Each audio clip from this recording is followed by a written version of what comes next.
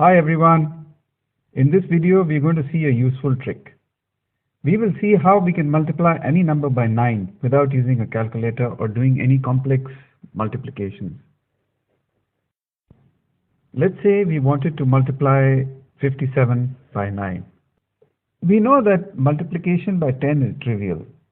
We simply add a 0 to the multiplicand and that is the final result. However, if we multiply by 10, whereas here the problem is to multiply by 9, we would have multiplied 1 times too many because 10 is 1 greater than 9. So we must subtract 57 from the result of the first step. So the first step is to multiply 57 by 10, and in this case the result would be 570. From 570 we must subtract 57, so the final answer is 513. This is much easier to do in the head rather than having to multiply 57 by 9 and doing the carryover and remembering the carry, etc. Let's see another example. Let's multiply 39 by 9. Once again, we multiply by 10 and then subtract 39 from the result. In this example, when we multiply 39 by 10, we get 390. And when we subtract 39 from 390, we get 351, which is the final answer. Notice that the units place of the result is always 10 minus the units place of the multiplicand.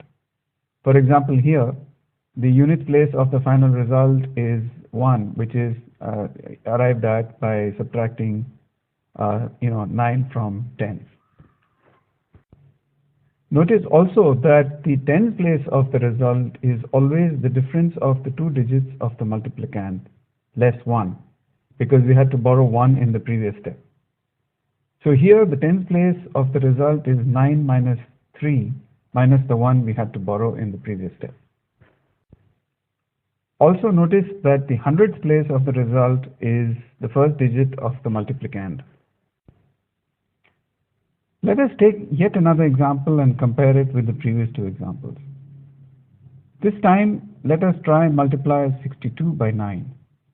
Once again, we first multiply by 10 and subtract the multiplicand from the result of the first step.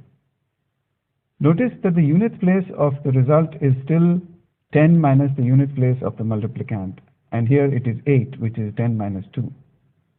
However, unlike the previous two examples, in this case, when we try to calculate the tens place of the result, we need to borrow a 1 from the hundredths place.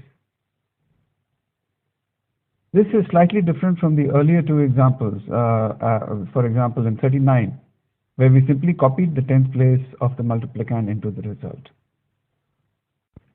If we generalize the solution by representing the first digit of the multiplicand by an x and the second digit of the multiplicand by a y, then the hundredths place of the final result is the tens place of the multiplicand, as with 39.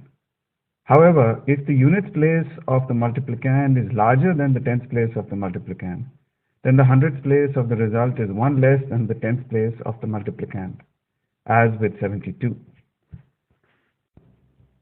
The tens place of the final result is always y minus x minus 1. That is, it is the difference of the tens place and the units place of the multiplicand less 1.